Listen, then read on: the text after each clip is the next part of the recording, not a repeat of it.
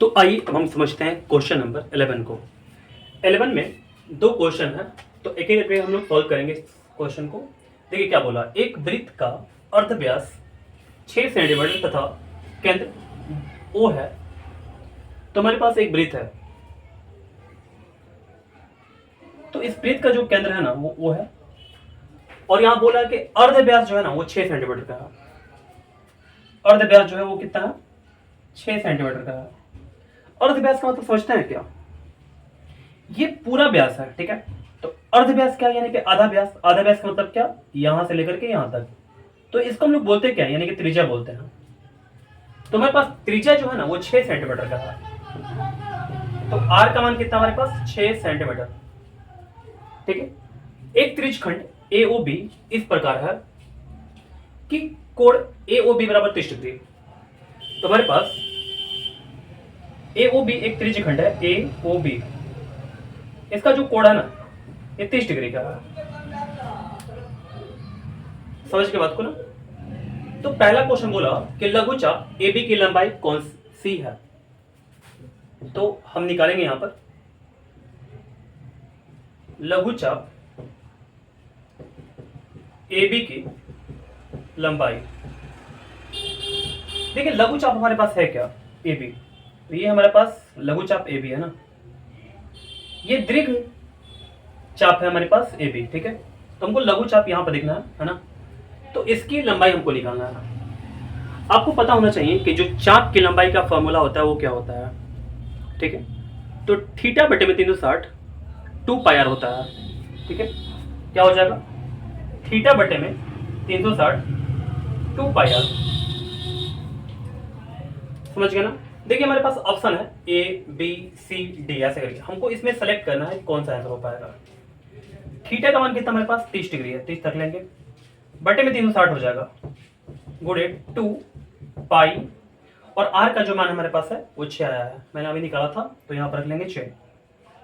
30 से कटाएंगे 360 को, तो कितना बार में कैंसिल हो जाएगा, 12 बार में।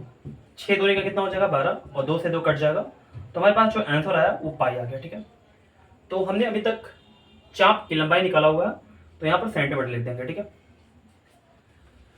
अब देखते हैं हम लोग, यहाँ पर जो हमारा आंसर है वो ए है ना, क्योंकि ए में दिया हुआ है पाई सेंटीमीटर, ठीक है। तो चलते हैं हम लोग आगे, दिखते हैं 2 नंबर यहाँ पर देखेंगे, ठीक है। यहाँ बोला कि त्रिज्यखंड AOB का क्षेत्रफल बताएं। त्रिज्यखंड AOB का क्षेत्रफल कैसे निकालेंगे, त्रिज्यखंड AOB का क्षेत्रफल। आपको पता है क्या कि त्रिज्यखंड का क्षेत्रफल क्या होता है, थीटा बटे में 360 पाई आर स्क्वायर होता है, ठीक है। तो थीटा बटे में 360 पाई आर स्क्वायर। तो जो हमारे पास थीटा है वो 30 डिग्री है, तो थीटा यानी कि 30 डिग्री बटे में 360, और पाई को हम लोग पाई छोड़ देंगे, और आर स्क्वायर यानी कि हमारा जो आर निकल कर आया था कितना था, 6 सेंटीमीटर का, ठीक है। तो 6 का यहाँ पर स्क्वायर कर लेंगे, यानी कि 6 गुणे 6, 6 से कटाएंगे 6 छक्का 36 60 बार में। यहाँ पर 6 से कटाएंगे 60 को 10 बार में, 30 को कटाएंगे 10 से, तो 30 10 3 30, तो हमारे पास आ गया आंसर 3 पाई, और हम लोग क्षेत्रफल निकाल रहे हैं यहाँ पर, तो सेंटीमीटर स्क्वायर, यही हमारा आंसर है। तो मैंने दोनों क्वेश्चन को आपको बता दिया, एक हमारे पास यहाँ पर आंसर है और एक हमारा यहाँ आंसर है। तो उम्मीद करते हैं ये क्वेश्चन आप समझ गए होंगे। आइए अब हम समझते हैं क्वेश्चन नंबर 12 को। 12 में 3 क्वेश्चन है, तो एक एक करके हम लोग देखेंगे इन तीनों क्वेश्चन को। देखिएगा, यदि किसी वृत्त की त्रिज्या k गुनी कर दी जाए तो पुराने और नए वृत्तों के क्षेत्रफलों का अनुपात निम्नलिखित में कौन सा होगा। हमारे पास 2 वृत्त होगा, जैसे एक पुराना वाला होगा, तो हम लोग पहला क्वेश्चन को देखेंगे। यहाँ पर माना कि पुराने वृत्त की त्रिज्या बराबर क्या होगा, मान लेते हैं r है, ठीक है। तो r है ना, तो त्रिज्या r जो है इसका k गुना कर दीजिए, ठीक है। तो नए वृत्त की त्रिज्या क्या हो जाएगी, k गुनी कर दी जाए तो kr हो जाएगा। बोला तो पुराने और नए वृत्तों के क्षेत्रफलों का अनुपात निम्नलिखित में कौन सा होगा? ठीक है, हमारे पास 4 ऑप्शन दिया हुआ है, इन चारों में सेलेक्ट करना है। ठीक है, तो देखिए हम लोग निकालते हैं अनुपात बराबर। तो क्षेत्रफलों का अनुपात बराबर क्या हो जाएगा? सबसे पहले बोला हुआ है पुराना। ठीक है, तो पुराना हमारे पास क्या हो जाएगा? क्षेत्रफल, आर इसका त्रिज्या है, तो पाई आर स्क्वायर हो जाएगा। ठीक है, और बटे में क्या हो जाएगा? नए वाले का क्षेत्रफल कैसे निकल कर आएगा? पाई, जो मेरे पास त्रिज्या है ना वो के आर है, तो के आर का स्क्वायर कर लेंगे। ठीक है, तो पाई यहां पर हमारे पास कैंसिल हो जाएगा। अगर आगे देखते हैं हम लोग, तो यहां पर आर स्क्वायर बचा हुआ है और बटे में क्या बचा? के आर का होल स्क्वायर है, तो के पर भी स्क्वायर लगेगा और आर पर भी स्क्वायर लगेगा, ये दोनों कैंसिल हो जाएगा। तो 1 बटे में क्या आ गया? के स्क्वायर, यानी कि आप बोल सकते हैं 1 अनुपात के स्क्वायर। ठीक है, तो इसमें ऑप्शन हमारा सी होगा सही। ठीक है ना, तो यहां पर आप सी नंबर ऑप्शन सही मान सकते हैं। ठीक है, नंबर 2 देखते हैं। यहां पर बोल रहा कि दो वृत्तों की त्रिज्याओं का अनुपात 3:4 है, तो उनके क्षेत्रफलों का अनुपात क्या होगा? देखिएगा यहां पर 2 नंबर दिखते हैं। यहां पर हमारे पास 2 वृत्त है, दोनों की त्रिज्याओं का जो अनुपात है वो 3:4 है, यानी कि आप बोल सकते हैं दोनों वृत्त के त्रिज्या R1 R2 जो दिया हुआ है वो 3:4 है। ठीक है, मान लेते हैं हम लोग कि ये वाला R1 R2 जो है ना, ये पहले वृत्त की त्रिज्या है और ये दूसरे वृत्त की त्रिज्या है।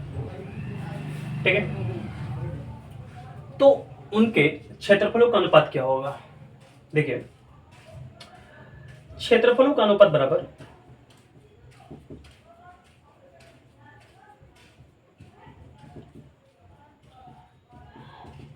क्या होगा? पाई R1 का स्क्वायर बटे में क्या हो जाएगा? पाई R2 का स्क्वायर हो जाएगा। ठीक है, पाई अब चाहे तो यहां पर कटा सकते हैं और यहां पर R1 का स्क्वायर बटे में क्या हो जाएगा? R2 का स्क्वायर हो जाएगा। आप इसको ऐसे भी लिख सकते हैं R1 बटे में R2, क्योंकि देखिए दोनों पे स्क्वायर लगा हुआ ना, तो आप होल स्क्वायर लगा सकते हैं।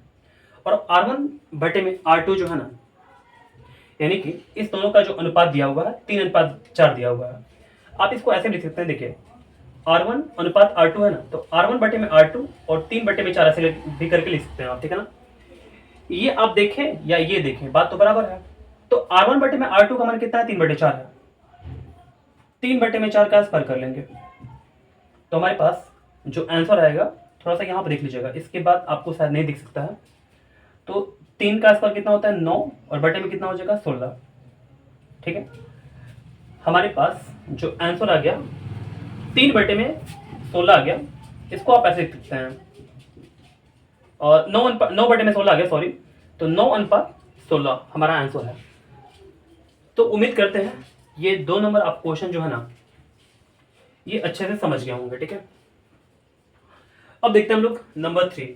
तो इसके लिए मुझे मिटाना पड़ेगा इसको, तो आप चाहें तो इसको स्क्रीनशॉट ले सकते हैं।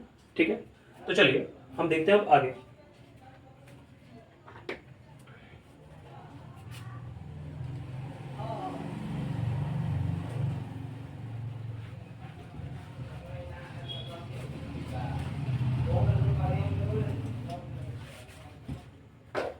देखिएगा नंबर 3 देखते हैं। दो वृत्तों के क्षेत्रफलों का अनुपात x² अनुपात y² है, यानी कि हमारे पास 2 वृत्त है, दोनों के क्षेत्रफल का अनुपात कितना है? x² अनुपात y²। तो उनकी त्रिज्याएं निम्नांकित में कौन से अनुपात में होगी? तो हमारे पास 4 ऑप्शन दिया हुआ है और चारों को हम लोग देखेंगे कि इसमें से कौन सा सही होगा। तो देखिए हम लोग लिख देंगे यहां पर, चूंकि दो वृत्तों के क्षेत्रफलों का अनुपात बराबर x² अनुपात y²। ठीक है, हमको त्रिज्या निकालना है। ठीक है, तो ऐसे बोल सकते हैं देखिए हम लोग क्या करेंगे ना, जब क्षेत्रफल का अनुपात इतना दिया हुआ है, माना कि दोनों वृत्तों की त्रिज्याएं बराबर r1, r2, ठीक है। अब देखिए हम लोग ऐसे लिख सकते हैं, अगर दोनों वृत्त के क्षेत्रफलों का अनुपात हमारे पास इतना है तो हम लोग लिख देंगे पाई r1 स्क्वायर और बटे में क्या हो जाएगा पाई r2 का स्क्वायर, ठीक है। बराबर क्या दिया हुआ है हमारे पास एक्स स्क्वायर, बटे में क्या दिया हुआ है वाई स्क्वायर, ठीक है। तो पाई पाई कैंसिल हो जाएगा यहां पर और हमारे पास क्या हो जाएगा r1 और बटे में क्या मिला r2। इस दोनों का स्क्वायर लगा हुआ है तो हम चाहे तो यहां पर होल स्क्वायर लगा सकते हैं। बराबर क्या हो जाएगा एक्स स्क्वायर बटे में वाई स्क्वायर है ना, तो हम लोग इसको चाहे तो ऐसे कर सकते हैं, इस दोनों पर होल स्क्वायर लगा सकते हैं, ठीक है। यहां तक आप बात को समझ रहे हैं क्या? अब देखिए यहां पर स्क्वायर है, यहां भी स्क्वायर है, स्क्वायर स्क्वायर दोनों कैंसिल हो जाएगा, तो r1 बटे में r2 जो आएगा हमारे पास x बटे में y हो जाएगा। तो आप ऐसे लिख सकते हैं r1 अनुपात r2 बराबर x अनुपात y। तो हमारे पास ऑप्शन में जो है ये डी नंबर आंसर है, ठीक है, ये हमारा सही होगा आंसर, ठीक है, ऑप्शन नंबर डी। तो उम्मीद करते हैं आप कि ये क्वेश्चन आप अच्छे से समझ गए होंगे, ठीक है। तो आइए अब हम देखते हैं क्वेश्चन नंबर 13 को। यहां पर क्वेश्चन बोला, दो क्वेश्चन हमारे पास है। किसी वृत्त में केंद्रीय कोण 90 डिग्री वाला एक त्रिज्य खंड काट लिया जाए तो वृत्त और कटे हुए भाग के क्षेत्रफलों का अनुपात क्या होगा? शायद आप क्वेश्चन ये नहीं समझ पा रहे होंगे, ठीक है ना। तो देखिए मैं एक एक करके समझाता हूं आपको।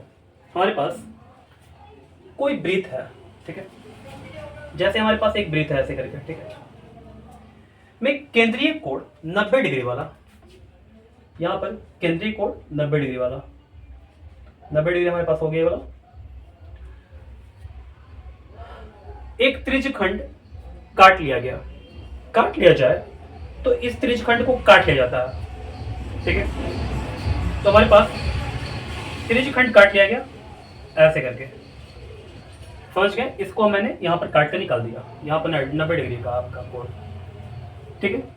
तो वृत्त और कटे हुए भाग के क्षेत्रफलों का अनुपात निकालना है। तो ये हमारे पास वृत्त है और ये है कटा हुआ क्षेत्रफल, कटा हुआ भाग का क्षेत्रफल ये है हमारे पास, ठीक है।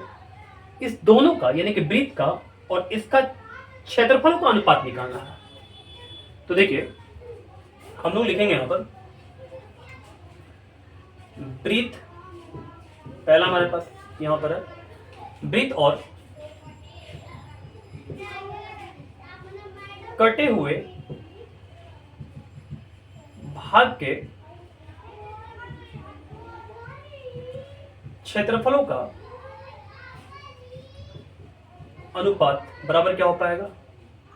सबसे पहले हमको लिखना पड़ेगा वृत्त का क्षेत्रफल, इस वृत्त का क्षेत्रफल लिखना पड़ेगा। फॉर्मूला क्या होगा? पाई आर स्क्वायर, ठीक है। इसका त्रिज्या हम लोग आर ले लिए हैं, है ना, तो ये भी आर हो जाएगा। अब देखिए इस त्रिज्य खंड का क्षेत्रफल क्या हो पाएगा? तो आप बोलेंगे थीटा बटे 360 डिग्री और पाई आर स्क्वायर, क्योंकि त्रिज्य खंड का क्षेत्रफल यही होता है ना। अब यहां पर हम लोग क्या करेंगे, इसको कैंसिल कर देंगे एक बार में।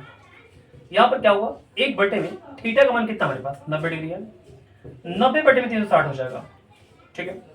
इसको भी घटा लेंगे, 9 चौका 36, तो क्या बचा एक बटे में 4 हो गया। इसको हम सॉल्व करेंगे तो हमारे पास आ जाएगा कितना, देखिए थोड़ा सा अच्छा देखिएगा ध्यान से, पर एक है और ये नीचे है, ठीक है। तो भागा इसको हम लोग बोलेंगे ऐसे करके, भाग दिया जा रहा है 1/4 से, एक में 1/4 से भाग दिया जा रहा है। इसको सॉल्व करेंगे तो 4/1 आ जाएगा, यानी कि 4/1 आ गया, यानी कि 4:1। तो ये बात आप समझ गए होंगे। तो मैं डायरेक्ट यहाँ पे लिखूंगा, पता है क्या, 4/1 यानी कि 4:1, ये हमारा आंसर है। तो ये आप क्वेश्चन अच्छे समझ गए होंगे, ठीक है। अब देखते हैं हम लोग नंबर 2 को, ठीक है। तो मैं इस फिगर को मिटा लेता हूँ। अब चाहे तो जब इस क्वेश्चन को बनाएं तो थोड़ा सा इस फिगर को आप बना भी सकते हैं, चाहे तो नहीं बना सकते हैं, कोई दिक्कत नहीं है, ठीक है। चलिए अब देखेंगे हम लोग नंबर 2, ठीक है। देखिए क्या क्वेश्चन बोला कि 6 सेंटीमीटर त्रिज्या वाली किसी वृत्ताकार चक्रिका से 2 त्रिज्यखंड निकाल लिए गए। हमारे पास एक वृत्ताकार चक्रिका है, ठीक है। आप इसको बोल सकते हैं ये वृत्ताकार चक्रिका है ना। इसकी जो त्रिज्या है ये 6 सेंटीमीटर की है, तो मैंने यहाँ पर 6 सेंटीमीटर का त्रिज्या इसका ले लिया, ठीक है। 6 सेंटीमीटर, ठीक है, ठीक है। तो 6 सेंटीमीटर हमारे पास त्रिज्या हो गया। फिर 2 त्रिज्यखंड निकाल लिए गए जिसके केंद्रीय कोण 120 डिग्री और 90 डिग्री है। तो इसके जो केंद्रीय कोण है ना ये 120 डिग्री है, ठीक है, और क्या है 90 डिग्री है। तो यहां से हम लोग एक 90 डिग्री का यहां पर कोण बना लेंगे, ठीक है। ये एक आपका जो त्रिज्यखंड हुआ ये 120 डिग्री वाला है और ये आपका क्या है 90 डिग्री वाला त्रिज्यखंड है, ठीक है। 2 त्रिज्यखंड आपको दिख रहा होगा यहां पर। तो इस दोनों को निकाल लिया जाता है, ठीक है। अब बाहर निकल के देखिएगा तो आपको कुछ ऐसा दिखेगा, ये 90 डिग्री वाला और ये आपको 120 डिग्री वाला दिख जाएगा, ठीक है। 90 डिग्री और 120 डिग्री वाला निकल जाएगा आपका, ठीक है। इस वृत्त में से दोनों त्रिज्यखंडों के क्षेत्रफलों का अनुपात लिखें। तो हम लोग लिखेंगे यहां पर दोनों, यहां पर 2 नंबर है, ध्यान दीजिएगा। दोनों त्रिज्यखंडों के क्षेत्रफलों का अनुपात बराबर